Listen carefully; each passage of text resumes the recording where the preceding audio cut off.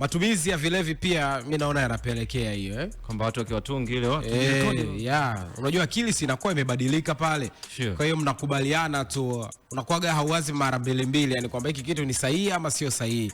Tayari mko vibe pale, mshalewa, mmetumia mavitu vyenu, akili imebadilika. Kwa hiyo baby tuna rekodi, sawa tuna rekodi fresh tu, mna rekodi au zile ujue videos za falagha ambazo zina trend sio lazima mpo watu wawili.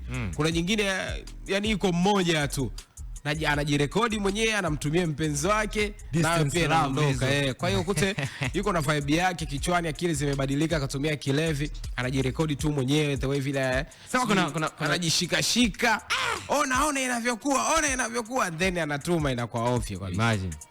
Kuna wengine wao wanajirekodi tu na kuweka kwenye simu zao wenyewe. Sasa hapo ndio inanichanganya. Anajiona wao, ujiangalie wewe, unaoga mwenyewe. Ukioga unaoga na nguo.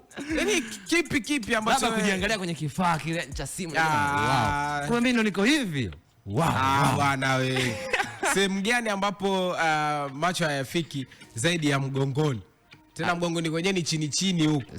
Sehemu nyingine zote unajiona. Sema unajua. Hicho kifaa unachotaka kukiangalia pia kiko kwa mbele, yani unakiona. Bado hujatosheka tu mpaka una rekodi kwenye simu.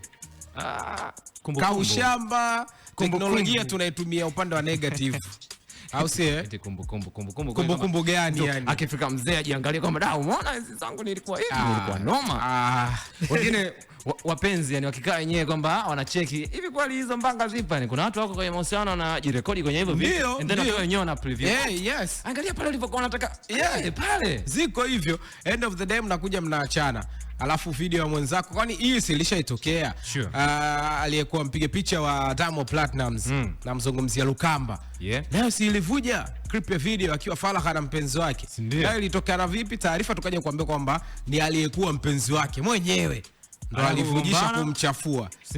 Yani mnajirekodi kwa amani kipindi kile ambacho penzi lipo hot. End of the day mkija mkigombana, na tunafahamu kwamba mapenzi mengi yakija yakivunjika kinachobakia ni uadui. Kwa sasa je, huo uadui mwenzako ana video zenu za falagha anazitumia vipi? Japokuwa yeye mwenyewe akiziposti anadhalilika, lakini mtu mwingine anaona fresh tunaye na mkomoa.